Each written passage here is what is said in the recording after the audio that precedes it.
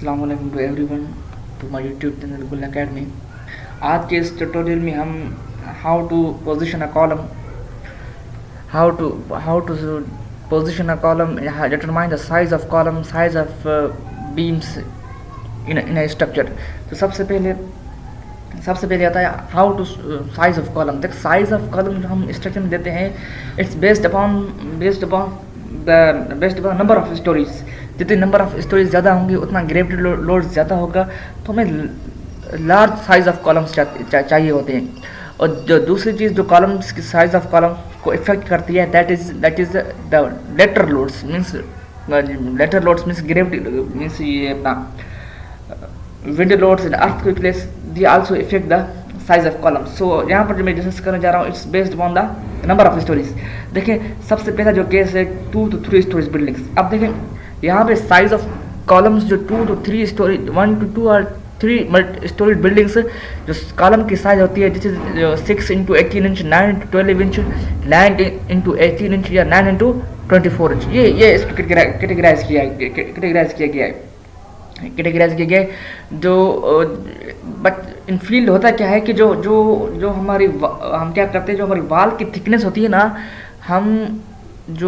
हमारी कोशिश यही होती है कि हम अपने कॉलम्स को वाल के अंदर सबमर्ज करें।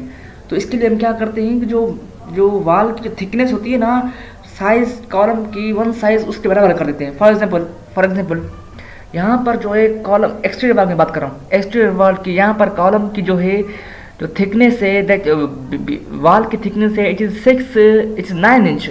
सो 9 इंच। सो मैं क्या करूँगा कि मैं जो कॉलम की जो साइज है उसकी एक साइज 9 इंच के बराबर कर दूंगा, और दूसरी इसको मैं जितनी मुझे चाहिए 15 to 18 इंच वेरी होगी।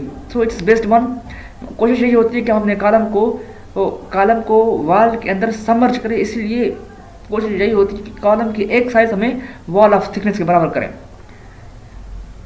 और ये होता है साइज ऑफ कॉलम्स। अब वो 3 स्टोरी बिल्डिंग्स के लिए क्या होता है, 12 into 18 inch, 12 into 12 inch, 12 into 18 inch, 9 into 24 inch.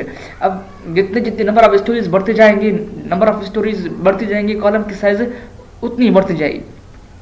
ये कुछ स्पेसिफाइड है। For high rise buildings, columns should not be less than 2.16 inch square और 0.14 मीटर स्क्वायर। अब ये कैसे होता है, हम कैसे करते हैं, increase the size of column at the rate of 0.36 inch square. और लास्ट पे ये पॉइंट कह रहा है,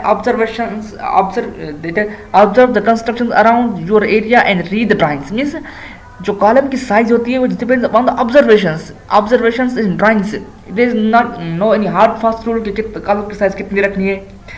और size of beam should not be less than 9 into 12 inch. Now position of column.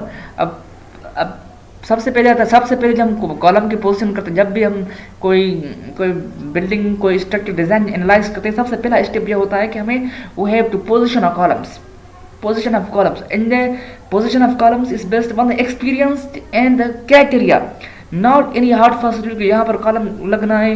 It's all about the experience of an engineers. उसका कितना experience है फील्ड में, वो जज कर लेगा कहाँ पे कॉलम नेसेसरी है, कहाँ पर नहीं है। तो सबसे पहले मैंने कुछ लिखे हैं जहाँ पे आप अंडरस्टैंड।